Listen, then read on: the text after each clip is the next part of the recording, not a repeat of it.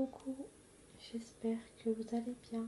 Donc aujourd'hui, on se retrouve pour une nouvelle vidéo sur tout savoir sur le langage des fleurs.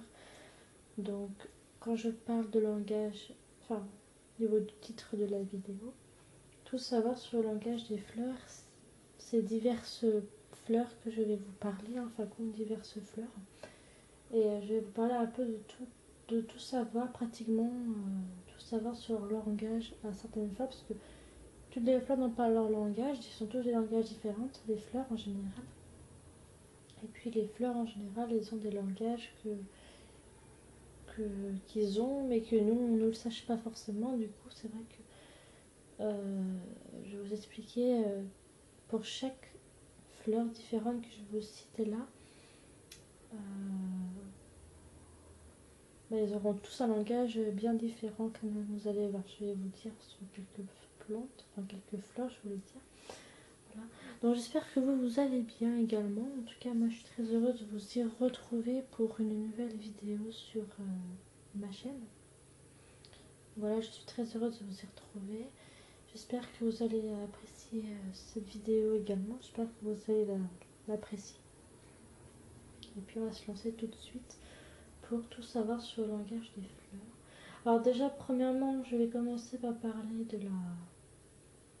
Enfin, déjà, je vais vous commencer par vous parler du premier, donc qui est le langage des fleurs, les grands classiques. Déjà, je vais vous commencer par parler du premier, donc le un quoi, le premier. Et le premier sera de la rose rouge, parce que la rose rouge, elle est très belle. Enfin, beau, parce que ça veut dire belle, c'est une très belle fleur, notamment la rose. Parce que la rose principale, c'est la rouge. Ce n'est pas la rose ou la blanche, peu importe la rose. La rose principale, c'est la rouge. Parce que quand on parle de la rose, tout de suite on pense sur la rouge, alors qu'il y a des blanches, il y a des roses, des bleus, enfin différentes roses, couleurs. Mais la principale, la vraie rose, c'est la rouge, quoi, pour dire en fait quoi. Donc je vais vous parler un petit peu de, je vais vous parler simplement de tout savoir sur le langage de la rose, du coup. Donc c'est parti, c'est des petites descriptions, hein. C'est pas des très longues descriptions, c'est que des petits courts-métrages de la rose. Donc c'est parti. Symbole de l'amour avec un grand A. La rose rouge est la fleur de la passion, du désir et de la séduction, mais aussi du respect et de l'admiration. Sachez que le nombre de fleurs dans un bouquet représenterait les années de vie commune à venir. Donc voilà pour la rose rouge. Vous voyez, c'était pas énorme, hein, mais bon, c'était juste des petites phrases comme ça, donc voilà. Donc voilà pour la rose rouge. Donc je trouvais que symbole de l'amour, c'est une fleur si vous offrez une rose rouge à quelqu'un ou à votre amant ou votre amoureux, et ben ça représente l'amour pour une personne. Voilà, c'est aussi la passion du désir dans une séduction. Ça peut être une fleur de séduction aussi. Une fleur qui. Enfin, mais c'est aussi une fleur qui. Mais aussi elle peut aussi transmettre le respect des personnes. C'est une fleur qu'il faut la respecter. C'est une fleur qui se respecte. C'est comme toutes les plantes, il faut se respecter. Et l'admiration, enfin voilà. Enfin bon, je trouvais que c'était très intéressant pour la rose rouge. Donc c'est vraiment la fleur qui décrit l'amour, qui décrit le respect, qui décrit la séduction, qui décrit... enfin bon, tout ce style-là, en fin de compte, c'est vraiment ça qui décrit la rose. Voilà, tout simplement pour la rose rouge. Donc maintenant, on va parler le lys. Bon, la lys, c'est une fleur blanche, comme ça, en fin de compte, avec des petites feuilles que vous voyez peut-être pas, mais c'est en bas au niveau de la fleur. Pratiquement des tiges, je pense que c'est plutôt des tiges. Donc on va parler là le lys, on va parler de cette fleur. Le lys représente la douceur, la pureté la paix, l'innocence, mais également la fertilité. Cette fleur qui peut être blanche, jaune ou rouge est aussi la fleur divine par excellence. Pour la petite histoire, les Grecs pensaient que le lys était né d'une goutte de lait tombée du sein d'Héra, la reine du ciel. Voilà pour l'histoire, enfin pour la petite description de lys, donc de la fleur. Dans le lys, j'aime beaucoup cette plante, enfin cette fleur, elle est vraiment très très belle et puis on dit bien quand même qu'elle représente la douceur, elle représente la pureté, la paix, l'innocence, mais aussi la fertilité. On peut en avoir des jaunes, des blanches, des rouges, donc comme ça quoi, en lys. Et puis on dit bien quand même que pour raconter une petite histoire, que les Grecs pensaient que cette fleur-là, en fin de compte, était une goutte de lait, en fin de compte, tombée du sein d'Héra, la reine du ciel. Donc après, c'est que de l'imagination, on peut penser on peut penser plein de choses en fin de compte sur cette fleur, mais comme toutes les fleurs, on peut penser qu'ils viennent d'ailleurs, ils viennent de nulle part ailleurs, des fleurs on essaie de deviner des fois ce qui pensent les fleurs parfois, ce qui représentent en fait. Donc, en tout cas, je trouve que le lys c'est une très belle fleur, j'aime beaucoup cette plante, enfin, cette fleur là, franchement elle est super belle. Puis il y a des jolis pétales, je sais pas si vous pouvez voir, enfin vous voyez mais en photo, mais je trouve qu'elle a de très jolis pétales, elle est super sympa comme fleur. Voilà. Donc maintenant on va parler de la pivoine. Donc, je ne sais pas si vous connaissez cette plante. Donc la pivoine c'est une fleur un peu pompon, vous voyez comme sur la photo. Mais il y a plein de pétales, elle est super belle aussi. Mais je vais vous décrire un peu plus ce qu'on dit sur cette fleur. Fleur symbolique et traditionnelle de la Chine, la pivoine a la particularité d'être très fournie en pétales. C'est précisé, on voit bien au niveau de la photo quand même que c'est assez bien, il y a plein de pétales partout sur la fleur.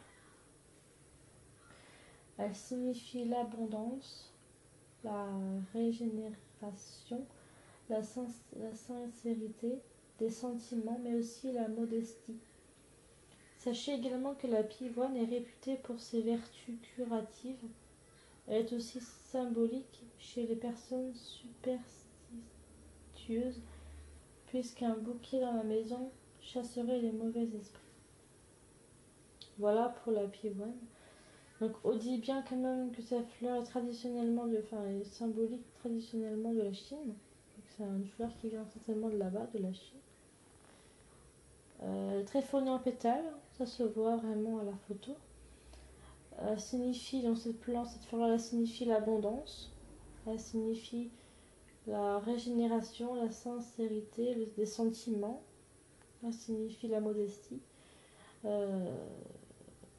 Enfin voilà quoi, c'est vraiment une très très belle fleur. Puis elle peut chasser les mauvais esprits aussi cette fleur-là. D'après ce qu'on dit là, je vous ai lu à peu près quelques phrases, mais c'est ce qu'ils disent là. Donc apparemment ça peut chasser les mauvais esprits. Si vous avez des mauvais esprits chez vous, vous avez cette fleur. Après c'est ce qu'on dit. Après est-ce que tout ça est vrai? Je sais pas, mais en tout cas c'est tout ce qui est le langage des fleurs que je vous parle là dans cette vidéo. Donc et je trouve ça très intéressant, c'est bien d'en parler, d'en échanger. Donc, après, si vous avez des questions, n'hésitez pas en tout cas à me le dire par commentaire. En tout cas, si vous avez la moindre questionnement, en tout cas, n'hésitez pas. Maintenant, on va parler de l'orchidée. L'orchidée, c'est une fleur comme ça, vous voyez, elle est un peu rose. Enfin, cette fleur, elle est assez connue quand même. Elle décrit aussi un langage, aussi cette fleur-là, vous allez voir. Le raffinement, la spiritualité, l'élégance, voici les traductions de l'orchidée. Tout comme le lys, elle représente la fertilité au travers de ses pistils érigés. Les significations de cette fleur varient là, en fonction de sa couleur, mais s'il en existe une commune à toutes, c'est bien la prospérité. D'ailleurs, on appelle les 55 années de mariage les noces d'orchidée. Donc voilà. Donc c'est vrai que cette plante, du coup, le raffinement de la spiritualité, l'élégance, donc c'est une fleur très élégante, comme vous pouvez le constater. Voici les traductions, après la traduction, après pratiquement au langage de cette fleur, donc c'est un peu comme le lys. Donc cette plante, elle est un peu comme le lys, elles ont à peu près le même langage les deux. Donc le lys comme pour l'orchidée, elles ont à peu près le même langage pratiquement. Hein, on va dire, je l'ai bien cité tout à l'heure. Et puis c'est une fleur qui varie en fonction de sa couleur. C'est vrai qu'il y a plusieurs couleurs d'orchidée. On ne se sera pas toujours comme ça rose, ça peut être blanc je pense, comme ça peut être bleu ou quelque chose comme ça. Ça peut être de très belles pétales. Hein. Et puis, euh, et puis cette plante, on la rappelle souvent. Enfin, c'est une plante c'est une fleur qui, on se rappelle de ces fleurs-là dans les 55 années de mariage qu'il y avait cette plante, les noces et les mariages quoi. En général, il y avait cette plante-là qui était partiellement ou souvent même dans les mariages, dans les noces. Donc je trouve que c'est super intéressant de savoir ça aussi. On va parler de la jacinthe, parce qu'une jacinthe, là vous avez vu la photo, c'est des jacinthes bleues, mais vous pouvez en avoir des rouges, des roses, des bleus, des blanches, enfin il y a plusieurs couleurs différentes de jacinthe. Parce que moi quand j'étais un petit peu plus jeune, j'ai travaillé dans une fleuriste, enfin j'étais en tant que stagiaire en fleuriste. Et si vous voulez, après mon stage complètement fini, enfin mon stage terminé, j'ai fait quoi, 3 semaines, 2 semaines de stage. Je ne me rappelle plus. Généralement, quand vous faites un stage, c'est généralement 2 voire 3 semaines. Donc moi j'ai fait 2 semaines ou trois, je ne me rappelle plus. Et à la fin de mon stage, elle m'a offert 2 jacinthes, la fleuriste, et c'était des jacinthes roses. Et ça part d'un bulbe, et ensuite la fleur, après, au bout d'un moment, elle s'ouvre comme ça. Donc moi j'ai eu 2 jacinthes roses, donc elles étaient super belles. Malheureusement, je ne les ai plus, mais je sais que j'aime beaucoup les jacinthes. Je trouve que c'est une très belle fleur aussi. Donc voilà. Annonciatrice du printemps, la jacinthe est la fleur de l'espoir. La preuve, elle est le symbole de la vitalité absolue, connue pour fleurir très facilement. Cette fleur est également le signe du renouveau et de la prospérité. Voilà ce qu'ils disent pour la jacinthe. C'est vrai que c'est pas énorme ce qu'on a dit sur la jacinthe, mais en tout cas, c'est sur son langage à la jacinthe. On parle beaucoup de l'espoir de la jacinthe. La preuve, comme on disait bien tout à l'heure, que c'est le symbole de la vitalité absolue, vitalité hein, bien sûr, connue pour refleurir très facilement. C'est une fleur également c'est également une fleur qui est signe de renouveau de la prospérité. Donc c'est une très belle fleur, j'aime beaucoup la jacinthe. Alors suivant toutes les différentes fleurs que je vous cite là dans la vidéo, si vous avez une fleur en particulier que vous aimez, ou si vous avez une fleur que vous connaissez déjà et que vous aimez la fleur, n'hésitez pas vous aussi à me dire ce que vous en pensez de la fleur, de la fleur que vous avez peut-être préférée durant toutes les fleurs que je vais vous montrer, que je vais vous présenter dans tout leur langage à ces différentes fleurs. Si vous avez des questionnements, ou si vous avez peut-être même des questions par rapport à des fleurs, ou à leur langage, ou autre, n'hésitez pas en tout cas à me le dire dans les commentaires. Voilà. Donc on va passer au numéro 2 qui est le langage des fleurs, les originales. Donc celui-là c'est le numéro 2, donc on va parler des originales du langage des fleurs forcément. Donc on va commencer par la jonquille jaune. Donc la jonquille elle est très connue, hein, on la connaît tous, pratiquement tous. Je pense que qui ne connaîtrait pas la jonquille. Voilà.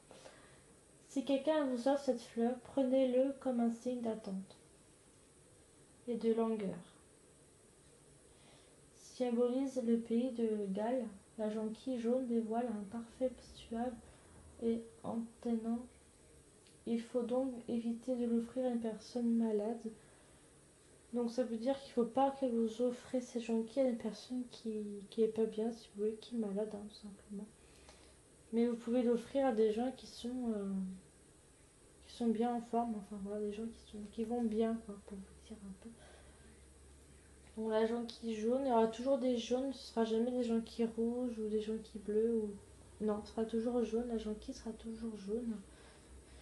Mais je trouve que c'est une très belle fleur aussi, mais je suis pas très fan des jonquilles. Bon après je les aime bien. Après, on peut les trouver dans les forêts, on peut les trouver dans les bois, les jonquilles, on peut en trouver quand même partout. C'est des plantes un peu sauvages, enfin des fleurs, on va dire un peu sauvages. Mais on peut en trouver quand même partout pratiquement. Donc maintenant, on va parler de la tulipe rose. Enfin, plutôt, excusez-moi, la tulipe rouge. Pardon, parce que j'ai confondu avec une autre fleur que j'avais citée peut-être avant où je pensais qu'elle était rose vers la photo, mais non, en fin de compte, elle est rouge. Je voulais dire la tulipe rouge. On va parler principalement de cette belle fleur aussi, parce que moi, la tulipe, j'aime beaucoup la tulipe, parce que quand vous voyez les pétales, comment elles sont superposées, comment elles sont placées, je trouve que c'est très très beau. Et puis je suis très tulipe, moi aussi, j'aime beaucoup, en particulier la rouge que j'aime beaucoup en tulipe. C'est un peu comme pour la rose, vous allez voir, c'est un peu le même principe, mais c'est quand même différent, vous allez voir. Si vous voulez déclarer votre amour plus pudiquement avec une rose rouge, optez pour la tulipe de la même couleur. Et si on vous l'offre, vous saurez désormais que le message est clair.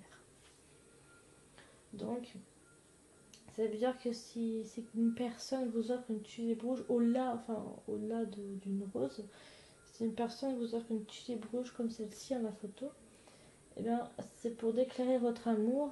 C'est une déclaration en fait d'amour pudiquement. Mais vous pouvez faire pareil avec une rose rouge, hein, mais après la tulipe c'est un langage différent pour une tulipe. Mais voilà, si vous voulez vous offrir votre amour, vraiment vous prenez une tulipe rouge ou une rose rouge. Mais en général, quand vous voulez déclarer un amour, vraiment vous le fassiez avec une rose ou qu'une tulipe rouge généralement. Et si on vous l'offre, la tulipe rouge comme celle-ci, si on vous l'offre comme ça, le message pour vous est clair, quoi. Vous savez très bien qui vous déclare votre amour, et etc., etc. Après, ça peut aller très loin après, mais bon, c'est pour dire que c'est pour déclarer, ou déjà, vous saurez déjà que le message est clair, pratiquement clair, quoi. Donc, voilà.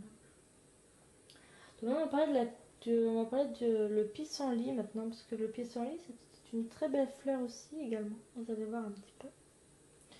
Fleur abondante dans nos régions, le pissenlit est la fleur de l'enfance, de l'innocence et de la nostalgie.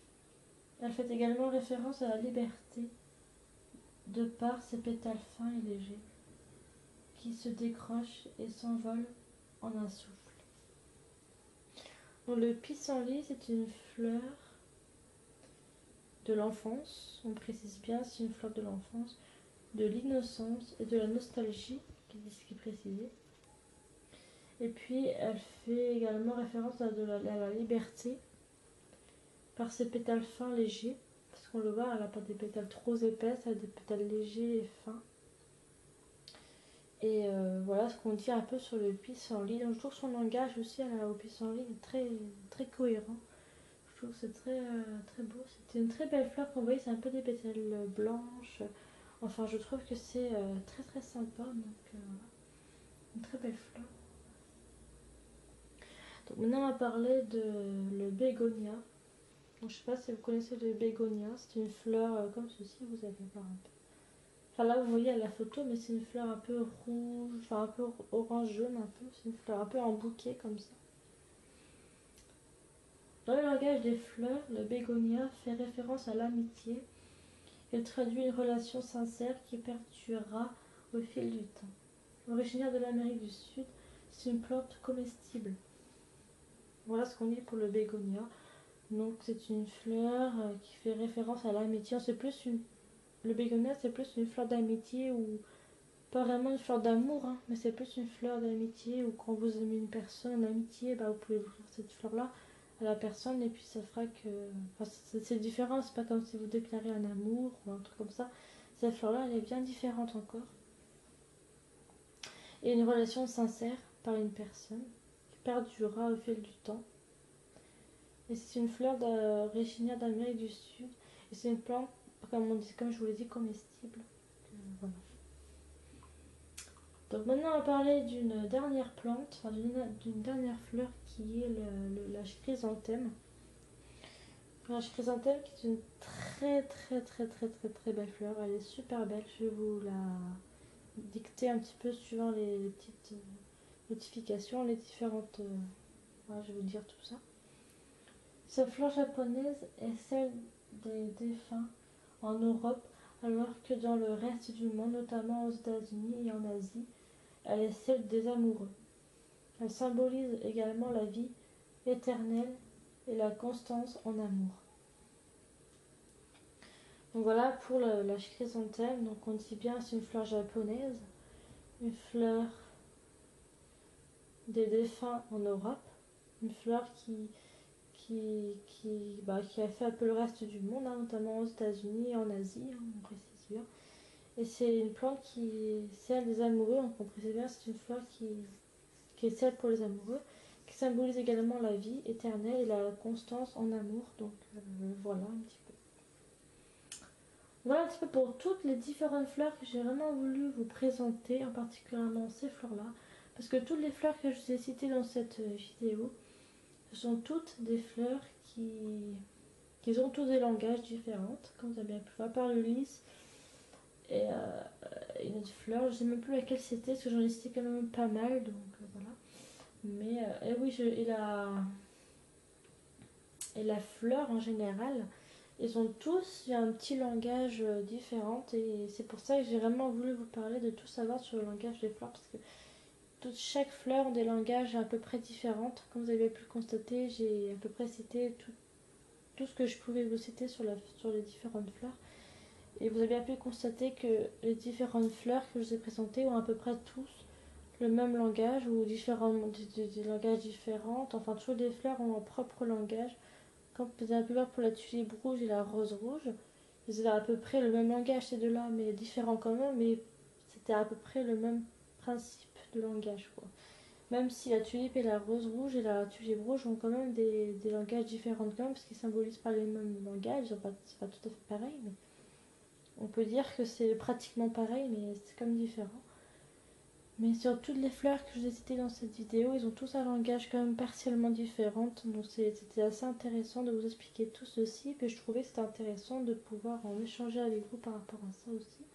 Donc si vous avez des questions, différentes questions à me poser par rapport à toutes les fleurs que je vous ai citées là, comme la tulipe, la rose, la jacinthe, enfin toutes les fleurs que je vous ai citées comme la jonquille, enfin tout ça. Toutes les fleurs que je vous ai à peu près citées. N'hésitez pas à me le dire tout ça dans les commentaires si vous avez la moindre question ou peut-être que vous n'avez pas compris sur certaines choses. N'hésitez pas à me le dire dans les commentaires et puis je vous expliquerai tout ça ou je vous dicterai tout ça par commentaire, je vous expliquerai. Puis j'espère que cette vidéo aura été très intéressante pour vous. J'espère que vous aurez trouvé ça super, que vous aurez apprécié de l'avoir regardé cette vidéo. Donc en tout cas, je vous embrasse très fort. Merci beaucoup de l'avoir regardé cette vidéo. Et puis nous on se dit à très vite pour de très prochaines vidéos sur ma chaîne Passion Animaux 123.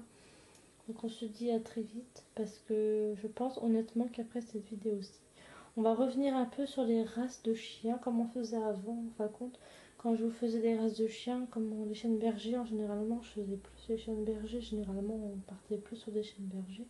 Je pense que la prochaine fois je vais vraiment vous faire une vidéo la prochaine fois sur des races de chiens de bergers. On va revenir un peu là-dessus dans une prochaine vidéo après celle-ci. Donc voilà. Donc en tout cas, je vous embrasse très fort. Merci beaucoup de m'avoir suivi dans cette vidéo. Et moi, je vous dis à très vite pour de prochaines vidéos. Bisous mes chers amis. Et à très vite. Bisous.